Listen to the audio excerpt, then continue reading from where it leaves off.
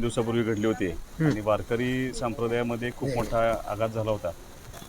त्या सगळ्या जी वारी चालली होती त्याच्यामध्ये एक ट्रक जाऊन अपघात झाला आणि दुर्दैवानं सांगली जिल्ह्यातल्या 3 महिलांचं त्याच्यामध्ये निधन झालं आणि काही व्यक्ती जखमी झाल्या.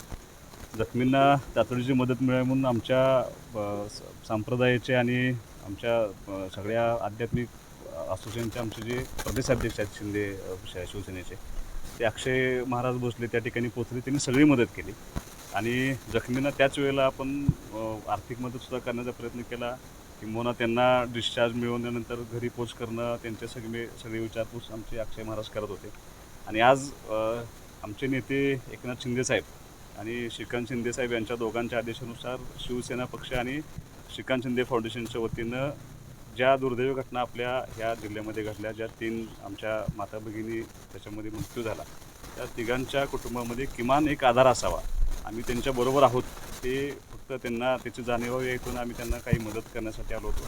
आणि श्रीकांत शिंदेसाहेबांच्या आदेशानुसार अक्षय महाराज भोसले आणि आम्ही आज तिन्ही कुटुंबांना भेटून आणि एक जखमी कुटुंब एक होतं म्हणजे सलगरे, पवार आणि भोसले, तिन्ही कुटुंबांना भेटून आम्ही त्यांचं सांत्वन करण्याचा प्रयत्न केला आणि जेवढं शक्य आहे थोडी मदत आम्ही शिंदेसाहेबांच्या मार्फत देण्यासाठी अक्षय महाराज आमचे त्या निमित्तानं आले होते. तुम्हाला सविस्तरपणे सांगतो. वारकऱ्यांची सेवा म्हणजे पांडुरंगाची सेवा. खरं तर काल एक वारीला थोडक्यात गालबोट लागावं अशी घटना घडली. ती अर्थात सांगली जिल्ह्यातली जी काही दिंडी आपल्या आहेत त्यातल्या 3 महिलांचं दुर्दैवी निधन झालं. जवळपास यामध्ये 15 ते 20 नागरिक गंभीर जखमी होते. त्यापैकी 10ची सध्या प्रकृती उत्तम आहे.